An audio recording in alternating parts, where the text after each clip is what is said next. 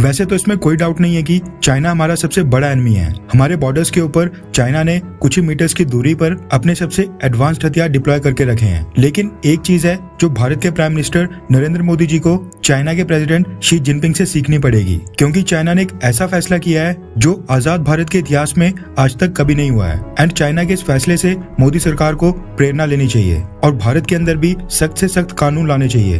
भारत के अंदर करप्शन कितनी ज्यादा है, हमारे सिस्टम में करप्शन की जड़ें कितने अंदर तक चले गई हैं, ये तो हम सबको पता है। इसी साल के स्टार्टिंग में 31 जनवरी को ट्रांसपेरेंसी इंटरनेशनल नाम के एक संगठन ने करप्शन परसेप्शन इंडेक्स नाम की एक रिपोर्ट जारी की थी, जिसमें करप्शन के साथ लड़ाई में दुनिया के 180 देशों को स्कोर्स देकर उनको रैंक किया गया था। उस रैंकिंग में पता चला था कि भारत को करप्शन के साथ लड़ाई में 100 में से 40 का स्कोर मिला था, जबकि पूरी दुनिया में रैंकिंग की बात करें तो भारत 180 देशों में 85वें नंबर के ऊपर था। यानी अभी भी भारत के अंदर करप्शन बहुत ही ज्यादा है एंड भारत सरकार इसके लिए पर्याप्त एक्शन फिलहाल नहीं ले पा रही है, या फिर जो भी एक्शन लिए जा रहे हैं वो पर्याप्त नहीं है। प्रधानमंत्री नरेंद्र मोदी के कैंपेन को अगर आप याद करें तो आपको याद होगा प्रधानमंत्री मोदी का एक फेमस डायलॉग था, ना खाऊंगा और ना खाने दूंगा। प्रधानमंत्री मोदी जी ने अपने चुनाव अभियान में इस डायलॉग का भरपूर इस्तेमाल किया था। इसी कारण से हम और आप जैसे लोगों को उम्मीद थी कि नरेंद्र मोदी जी के प्राइम मिनिस्टर बनने के बाद भारत में ट्रैफिक विभाग से लेकर हर एक सरकारी डिपार्टमेंट में सारा करप्शन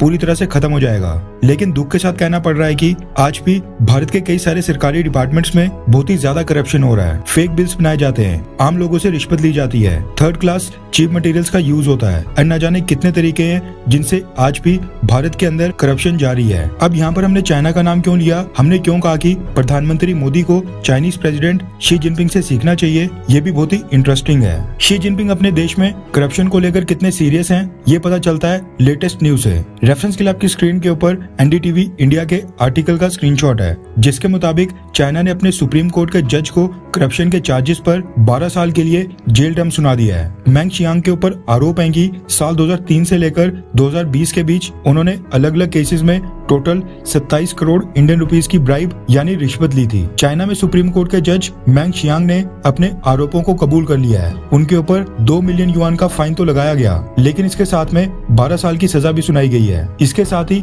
जो इंडियन रुपीस में 27 करोड़ की उन्होंने रिश्वत ली थी, उसके ऊपर हर साल का इंटरेस्ट ऐड किया जाएगा और वो अमाउंट भी सूद समेत चाइना की नेशनल ट्रेजरी में डाला जाएगा, यानी पैसा भी वापस और फाइन भी। अब इसके बाद चाइना की गवर्नमेंट के आदेश के ऊपर चाइना के चीफ जस्टिस ने सुप्रीम कोर्ट के जजेस और कोर्ट्स के एडमिनिस्ट्रेटिव ऑफिसर्स के खिलाफ एक बहुत ही लार्ज स्केल के ऊपर इन्वेस्टिगेशन स्टार्ट कर दी है और वहाँ पर सबकी हिस्ट्री निकाली जा रही है, सबका ट्रैक रिकॉर्ड चेक किया जा रहा है। अब ऐसा नहीं है कि भारत के अंदर जजेस के ऊपर रिश्वत के आरोप कभी नहीं लगे हैं। भारत की कोर्ट्स का क्या हाल है हर कोई जानता है। पैसे वालों का यहाँ पर न्याय है, उनके लिए रातों को भी कोर्ट खुली है और घंटों के अंदर सुप्रीम कोर्ट इंटरफेयर करती है और उनकी सुनवाई करती है, जबकि गरीब लोगों के लिए कोर्ट के पास समय नहीं होता है, वो सालों तक लाइन में धक्के खाते हैं। लेकिन आज तक भारत के अंदर सुप्रीम कोर्ट के जजेस के ऊपर उंगली तक नहीं उठाई गई है। उनको जेल में डालना तो दूर की बात है, माना जुडिशरी सरकार से इंडिपेंडेंट है, लेकिन देश की आम जनता और टैक्स पेयर्स के प्रति जुडिशरी की जवाबदेही को तय करना ही पड़ेगा। जिस तरह से चाइना अपने जुडिशियल सिस्टम में सफाई कर रहा है, उसी तरीके से अगर भारत में सरकार ने कोशिश भी की